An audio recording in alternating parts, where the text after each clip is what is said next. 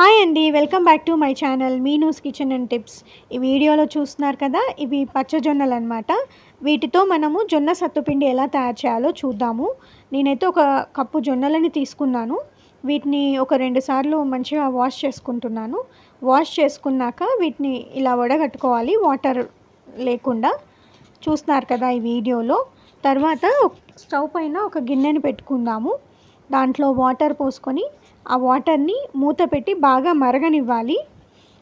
ఈ వాటర్ మరిగాక మనం ఇప్పుడు వడగట్టుకున్నాం కదా జొన్నలు, ఆ జొన్నలని దీంట్లోకి యాడ్ చేసేసుకుందాము.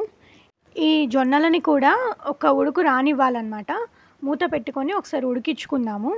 ఒకసారి మూత తీసి చూసాక మీకు అర్థమవుతుంది, వాటి కలర్ కూడా చేంజ్ అయిపోతుంది. చూసారు కదా వాటర్ అన్నీ ఎలా మారిపోయాయో. జొన్నలు కూడా ఉడికిపోయాయి, ఇక్కడ చూపిస్తున్నాను కదా. ఇప్పుడు వీటిని వడగట్టుకుందాము. ఈ వడగట్టుకున్న జొన్నలని మనము సన్ డ్రై చేసుకోవాలన్నమాట. ఒక 2 గంటలు ఎండలో పెడితే సమ్మర్ అయితే తొందరగా ఎండిపోతాయి. తర్వాత ఈ వాటర్ ఉంటాయి కదా, వీటిని కూడా వేస్ట్ చేయొద్దు. దీంట్లో చాలా పోషక విలువలు ఉంటాయి. సో వాటిని కూడా మనం తాగేసేయచ్చు వాటర్లో ఉప్పేసుకొని. ఇంకా టేస్టీగా ఉండాలంటే కొద్దిగా చాట్ మసాలాను కూడా వేసేసుకొని తాగేయచ్చు. ఇప్పుడు ఈ జొన్నలు అయితే బాగా ఆరిపోయాయి. తర్వాత నేను స్టవ్ పైన ఒక ప్యాన్ పెట్టుకొని వాటిని కొద్దిగా వేయించుకోవాలి. ఎలా అంటే మనకు వేగినట్టు తెలుస్తుంది, అప్పటి వరకు వేయించుకోవాలన్నమాట. చూస్తున్నారు కదా, ఇవి కలర్ కూడా చేంజ్ అయ్యాయి. ఇలా వేగినాక కొద్దిగా మనం మిక్సీలో వేసుకొని మెత్తని పిండిలా అయ్యే వరకు కూడా మనము దీన్ని గ్రైండ్ చేసుకోవాలన్నమాట. ఈ వీడియోలో చూస్తున్నారు కదా, ఒకసారి మనం జల్లించుకుంటే మళ్ళీ రవ్వలా వస్తుంది కదా, మళ్ళీ దాన్ని మిక్సీ చేసుకొని ఇలా పిండిలా చేసేసుకోవాలి. దీన్నే సత్తుపిండి అంటారనమాట.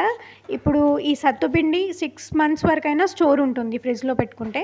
బయట పెట్టుకున్న స్టోర్ ఉంటుంది. ఇది పొడి మిశ్రమే కదా, తడి తగలకుండా ఉంచుకోవాలి. ఇది ఎవరైనా తినొచ్చు, ఆరోగ్యానికి చాలా మంచిది. దీంట్లో ఫైబర్ చాలా ఎక్కువగా ఉంటుంది. అండ్ షుగర్ ఉన్న వాళ్ళకైతే ఇది మంచి హెల్తీ రెసిపీ అని చెప్పొచ్చు. ఆకలేసినప్పుడు ఇలా 2 స్పూన్స్ గ్లాస్లో వేసుకొని మజ్జిగ కలుపుకొని తాగితే 2 గంటల వరకు కూడా ఆకలేయదు. కడుపులో చల్లగా ఉంటుంది అండ్ ఇది ఒంటికి కూడా చలువ. లేదు అనంటే ఇలా ఉప్పు, కారం, నూనె వేసుకొని మంచిగా మిక్స్ చేసుకొని తినొచ్చు. లేదు అంటే ఆవకాయ పచ్చడిని కొద్దిగా ఆయిల్ వేసుకొని మిక్స్ చేసుకొని తినొచ్చు అనమాట. సో ఇన్ని రకాలుగా తినొచ్చు దీన్ని. ఈ వీడియో మీకు నచ్చిందని అనుకుంటున్నాను. నచ్చితే మాత్రం లైక్ చేయడం మర్చిపోవద్దు. Thanks for watching. Please subscribe to my channel Meenu's kitchen and tips.